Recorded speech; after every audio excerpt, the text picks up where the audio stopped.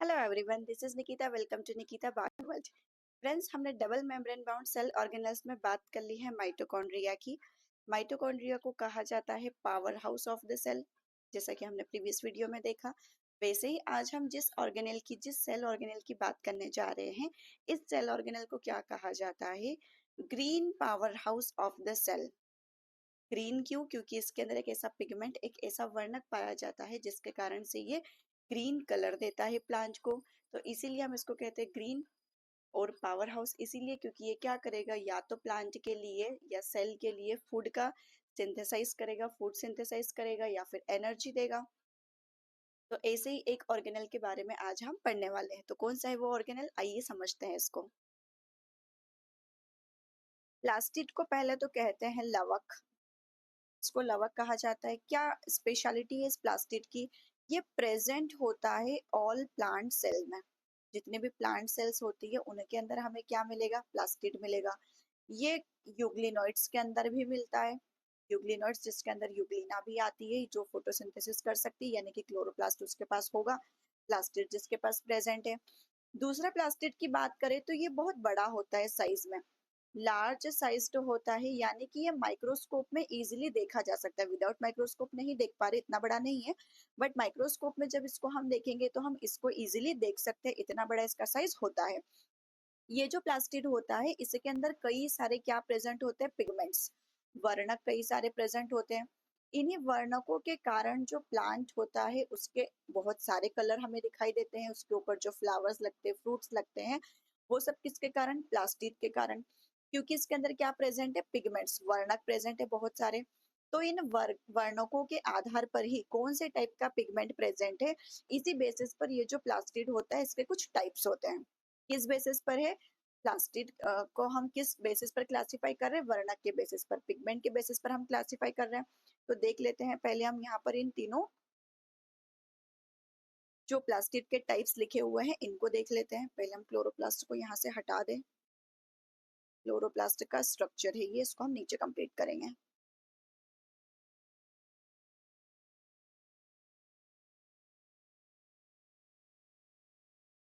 Okay, सबसे पहले जैसे आपको लिखा हुआ मिल रहा है, फर्स्ट टाइप जो कि प्लास्टिड का है, क्रोमोप्लास्ट। क्रोमा वर्ड का मतलब ही क्या होता है? कलर। यानी कि यहाँ पर जो पिगमेंट प्रेजेंट होंगे, मतलब यहाँ पर कुछ पिगमेंट प्रेजेंट होंगे, और ऐसे पिगमेंट्स प्रेजेंट होंगे जो ज्यादातर प्लांट को कलर देने का काम कर रहे होंगे।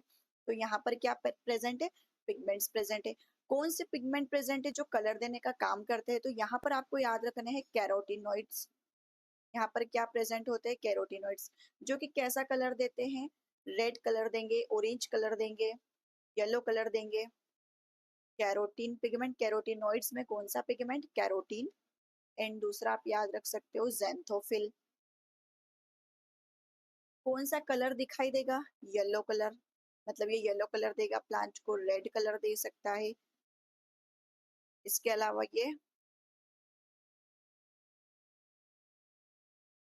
ऑरेंज कलर दे सकता है। तो ये कई सारे कलर देने का काम करता है, इसीलिए हम इसको क्या कह रहे हैं? क्रोमोप्लास्ट कह रहे हैं। जैसे जो फ्रूट्स का कलर होता है ना, फ्रूट्स को और फ्लावर्स को जो कलर देता है वो कौन प्रोवाइड करता है? ये क्रोमोप्लास्ट ही देता है। फ्लावर कलर यानी कि फ्लावर्स कलर, और जो फ्रूट का कलर होता है ये किसके कारण होता है? क्रोमोप्लास्ट के कारण। दूसरा अगर हम बात करें यहाँ पर क्लोरोप्लास्ट की, क्लोरो जैसे नाम से समझ में आ रहा है, क्लोरो मतलब हम किसकी बात करते हैं? यहाँ पर किस पिगमेंट की बात करते हैं? क्लोरोफिल की। तो यहाँ पर जो पिगमेंट पाया जाता है उसको हम क्या कहते हैं? क्लोरोफिल पिगमेंट कहते हैं। और क्लोरोफिल पिगमेंट का फंक्शन हमें पता है कि ये किस में यूज होता है? फोटोसिंथेसिस के लिए यूज होता है। यानी कि यहाँ पर क्लोरोप्लास्ट क्या फंक्शन करता है? इनऑर्गेनिक जो सब्सटेंसेस होते हैं, इनऑर्गेनिक रॉ मटेरियल, इसका यूज करके लाइट की प्रेजेंस में, लाइट की प्रेजेंस में क्या करता है? ये फूड का फॉर्मेशन करता है। फूड फॉर्मेशन करेगा ये, यानी कि भोजन का निर्माण करेगा। फोटोसिंथेसिस प्रोसेस कंप्लीट ही कब होती है? जब क्लोरोफिल पिगमेंट होता है। क्लोरोप्लास्ट इसी के लिए रिस्पॉन्सिबल होता है। तो ये क्या कर रहा है? इनऑर्गेनिक यानी कि अकार्बनिक जो कच्चा मटेरियल है उसका उपयोग करते हुए, लाइट का उपयोग करते हुए फूड का फॉर्मेशन कर रहा है। ये क्लोरोप्लास्ट हमें कहाँ मिलता है? मेजरली जो लीव्स होती है उनकी मेसोफिल सेल्स में मिलता है। लीफ यानी कि पत्तियों की जो मेसोफिल कोशिकाएं होती है, मध्योतक कोशिकाएं जिनको हम कहते हैं, उनके अंदर ये ज्यादा मिलता है। मध्योतक कोशिकाओं में हमें क्लोरोप्लास्ट ज्यादा मिलेगा। अब नेक्स्ट हम बात करें एल्यूरोप्लास्ट की। एल्यूरोप्लास्ट क्या करता है, अच्छा सॉरी, यहाँ पर ये एल्यूरोप्लास्ट नहीं आएगा, यहाँ पर आएगा ल्यूकोप्लास्ट। एल्यूरोप्लास्ट ल्यूकोप्लास्ट का एक टाइप होता है। यहाँ हम लिखेंगे ल्यूकोप्लास्ट।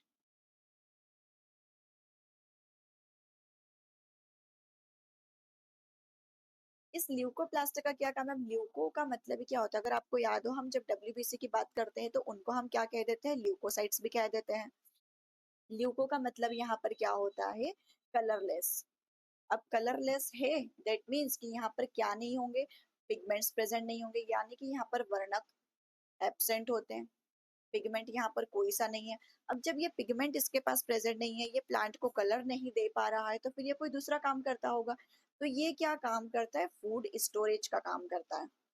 क्या स्टोर करता है? फूड स्टोर करता है। किस टाइप का फूड स्टोर करता है? इस बेसिस पर ये 3 टाइप का मिलता है हमें। जैसे पहला हम इसमें लिख लेते हैं एल्यूरोप्लास्ट। एल्यूरो वर्ड रिलेटेड होता है प्रोटीन से, यानी कि ये किसका स्टोरेज करेगा? प्रोटीन का स्टोरेज करेगा, प्रोटीन स्टोर करेगा। दूसरा इसका नाम होता है, दूसरा टाइप इसका होता है इलायोप्लास्ट। इलायोप्लास्ट इलायोप्लास्ट किसको स्टोर करता है? ऑयल्स एंड फैट को। ऑयल्स यानी कि तेल, एंड फैट यानी कि वसा, इन दोनों को स्टोर करने का काम करता है। तीसरा हमारे पास हो जाता है अमाइलोप्लास्ट। अमाइलेज वर्ड आपको याद आ रहा होगा, अमाइलो अमाइलेज, यानी कि कहीं ना कहीं ये शुगर रिलेटेड है, कार्बोहाइड्रेट रिलेटेड है। तो ये किसका स्टोरेज करता है? कार्बोहाइड्रेट्स का। कार्बोहाइड्रेट्स में भी आप याद रख सकते हो स्टार्च का। किसका स्टोरेज करता है? ये स्टार्च का। तो अभी हमने क्या देखा? सिर्फ प्लास्टिड के टाइप देखे। प्लास्टिड के टाइप किस बेसिस पर देखे हैं? कि वो किस टाइप का पिगमेंट, किस टाइप का प्लास्टिड के अंदर पिगमेंट प्रेजेंट है। जिस टाइप का पिगमेंट प्रेजेंट है उस बेसिस पर हमने इसको अलग अलग नाम दिए, जैसे क्रोमोप्लास्ट, क्लोरोप्लास्ट, ल्यूकोप्लास्ट। जहां पर कोई पिगमेंट नहीं है, ल्यूकोप्लास्ट। जहां पर ग्रीन कलर क्लोरोफिल प्रेजेंट है, क्लोरोप्लास्ट। जहां पर मल्टीपल पिगमेंट्स प्रेजेंट है, क्रोमोप्लास्ट। तो ये हमने टाइप्स की बात की। अब हम डिटेल में पढ़ेंगे क्लोरोप्लास्ट के स्ट्रक्चर को। क्लोरोप्लास्ट कैसा दिखाई देता है, इसका क्या फंक्शन है, क्योंकि मेन जो प्लांट के अंदर फंक्शन कर रहा है क्लोरोप्लास्ट है, क्योंकि फोटोसिंथेसिस कर रहा है, भोजन का निर्माण कर रहा है। तो क्लोरोप्लास्ट की बात करते हैं। अभी अभी हमने बात की क्लोरोप्लास्ट के अंदर जो पिगमेंट पाया जाता है वो कौन सा होता है? क्लोरोफिल पिगमेंट होता है। क्लोरोफिल पाया जाता है, जिसके कारण से ये ग्रीन कलर देता है, क्लोरोफिल पिगमेंट। अगर इसके शेप की बात करें तो ये जो क्लोरोप्लास्ट है, अभी अभी आपने देखा ये रहा, ये जो क्लोरोप्लास्ट है ये कई सारे शेप्स में अवेलेबल हो सकता है। इसका शेप हम बात करें तो ये किस किस शेप का हो सकता है? ओवल शेप्ड हो सकता है, लेंस शेप्ड हो सकता है, ये स्फेरिकल हो सकता है, रिबन शेप्ड हो सकता है। मतलब ये कई सारे शेप्स में अवेलेबल होता है। जैसे यहाँ पर आप देखेंगे जो क्लोरोप्लास्ट हमने देखा, ये किस शेप का है? ओवल शेप्ड है, गोलाकार हो सकता है, ये अंडाकार हो सकता है, स्फेरिकल यानी कि गोलाकार, ओवल यानी कि अंडाकार हो सकता है, लेंस शेप्ड हो सकता है, रिबन शेप्ड हो सकता है। अगर इसके साइज की बात करें तो इसकी लेंथ एंड विड्थ, दो चीजें याद रखनी है हमें। अब विड्थ ऑब्वियस बात है कि कम होगी तो 2 to 4 माइक्रोमीटर का होता है। यही अगर इसकी लेंथ की बात करें तो 5 to 10 माइक्रोमीटर का होता है। तो ये बात हुई इसके ओवरऑल साइज की, मतलब लेंथ एंड विड्थ की, लंबाई और चौड़ाई की। नंबर की बात करें तो क्लोरोप्लास्ट में भी बहुत वेरिएशन है। जैसे अभी अभी हमने माइटोकॉन्ड्रिया में बात किया था, किस सेल को कितना काम करना है उसके बेसिस पर माइटोकॉन्ड्रिया का नंबर अलग अलग हो सकता है। वैसे ही किस सेल को कितना ज्यादा क्लोरोफिल बना, सॉरी, किस सेल को कितना ज्यादा यहाँ से भोजन का निर्माण करना है, फूड सिंथेसिस करना है, प्रोटीन बनाना है, कार्बोहाइड्रेट्स बनाने हैं, उस बेसिस पर ये क्लोरोप्लास्ट का नंबर भी वेरी करता है। जैसे ये माने हम यहाँ पर क्लेमाइडोमोनास, क्लेमाइडोमोनास जो कि एक एल्गी होती है, सिंगल सेल्ड एल्गी जिसको हम कहते हैं, ग्रीन एल्गी है। इसके अंदर हमें केवल एक क्लोरोफिल मिलेगा। कितने क्लोरोफिल मिलेंगे? एक क्लोरोफिल।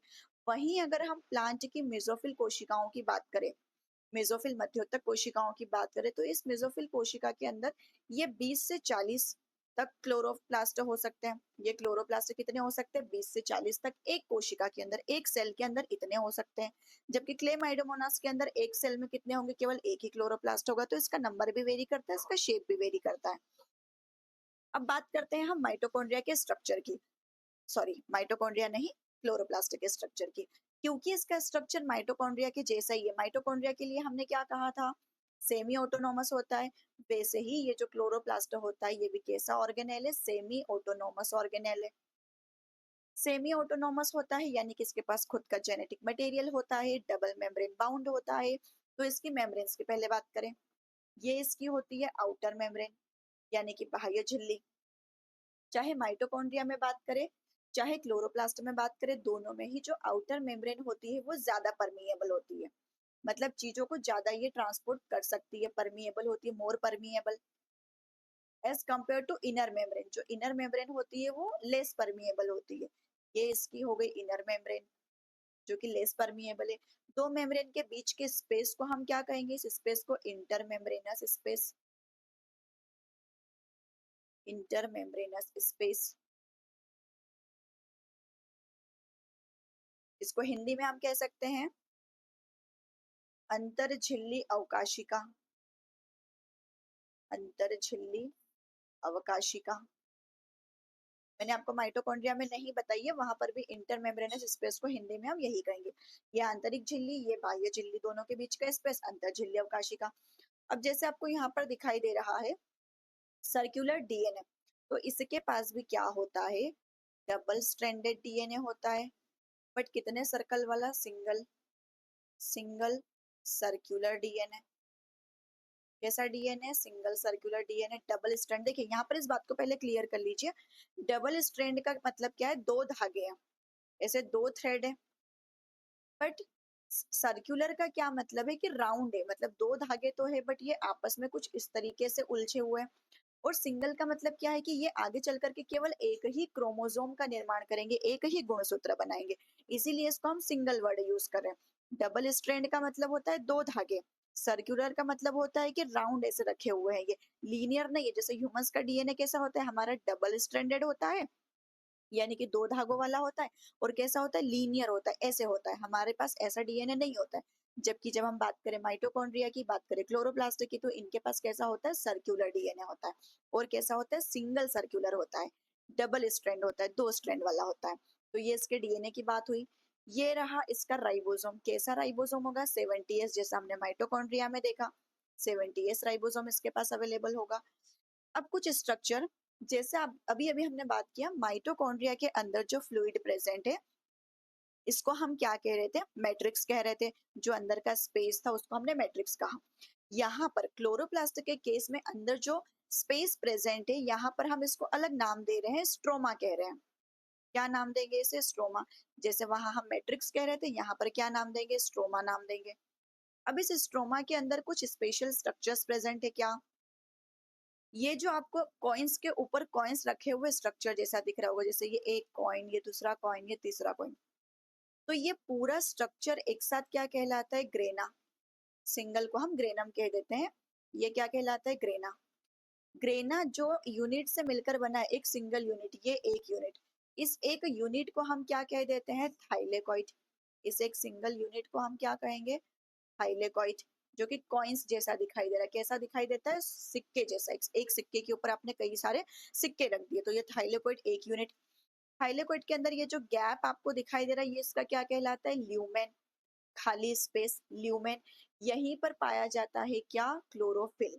यहीं पर क्या अरेंज होता है? क्लोरोफिल। तो ये ल्यूमेन जो खाली स्पेस था उसके अंदर एक क्लोरोफिल। ये थाइलेकॉइड, इस एक यूनिट को कहते हैं। पूरे कंप्लीट स्ट्रक्चर को हम क्या कह देते हैं? ग्रेना। ये एक ग्रेना, ये दूसरा ग्रेना। एक ग्रेना को दूसरे ग्रेना से ज्वाइन करने के लिए यहाँ पर आपको जो ट्यूबुलर स्ट्रक्चर दिखाई दे रहा है, एक ट्यूबुल स्ट्रक्चर दिखाई दे रहा है, इसको हम कहते हैं स्ट्रोमल लेमिली।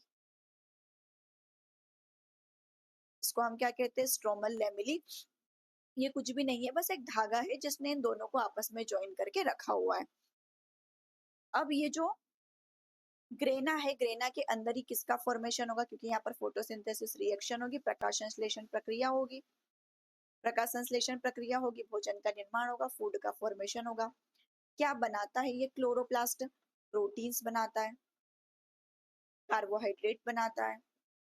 तो ये काम होता है किसका? इस क्लोरोप्लास्ट का। मतलब ये भी सेल के लिए एक तरीके से क्या बना रहा है? एनर्जी। हमें एनर्जी किससे मिलती है? खाने से मिलती है। पानी से हमें एनर्जी मिल सकती है, वाटर से, ग्लूकोज से एनर्जी मिलती है। तो ये ग्लूकोज, फूड, प्रोटीन, कार्बोहाइड्रेट, ये सब बनाने का काम कहाँ पर हो रहा है? क्लोरोप्लास्ट के अंदर। सेल के लिए एनर्जी कौन बना रहा था? माइटोकॉन्ड्रिया। इन दोनों के बहुत सारे फंक्शंस क्या होते हैं? सिमिलर होते हैं, क्लोरोप्लास्ट और माइटोकॉन्ड्रिया के। आई होप आपको क्लोरोप्लास्ट का स्ट्रक्चर क्लियर हुआ होगा। अगर कुछ भी डाउट रहता है तो आप कमेंट जरूर करें। आपको नेक्स्ट जो भी हमारे क्लास रहेगी उसमें हम उस डाउट को क्लियर कर लेंगे।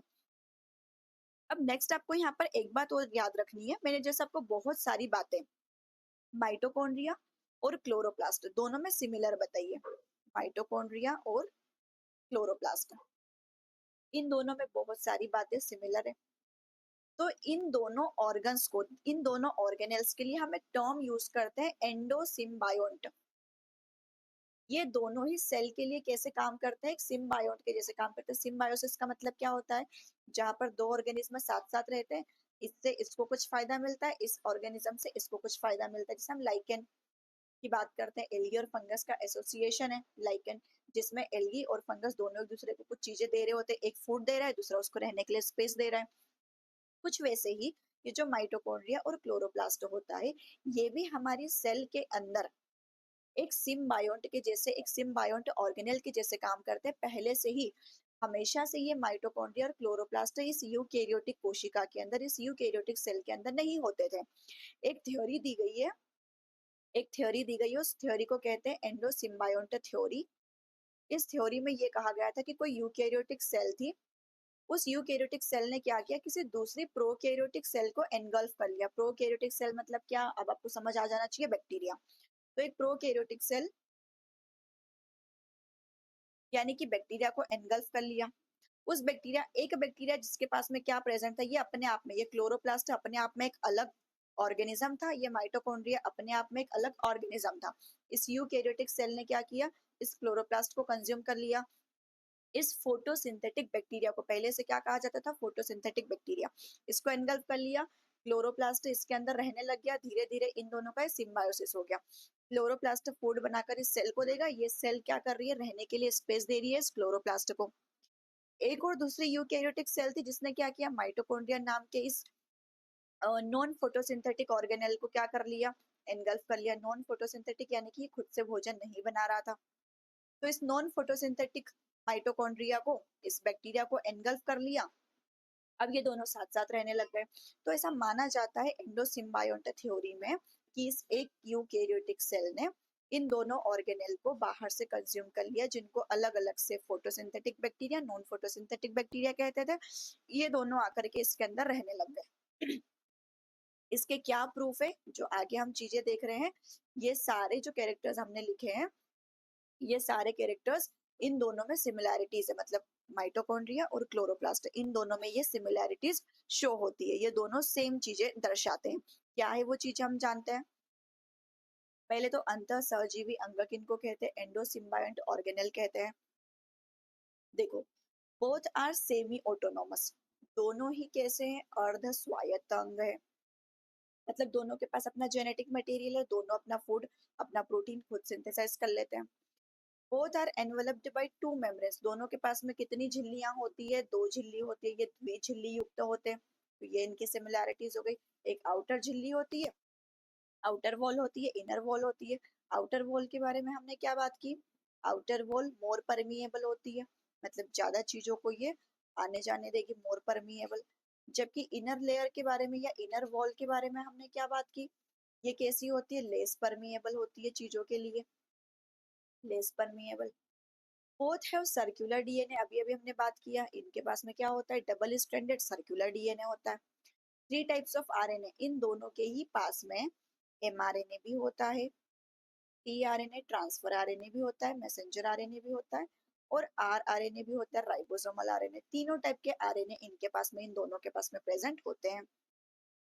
दोनों के पास हमने क्या देखा? 70s टाइप ऑफ राइबोसोम होता है, जबकि यूकेरियोटिक सेल के साइटोप्लाज्म में कैसा होता है? 80s होता है।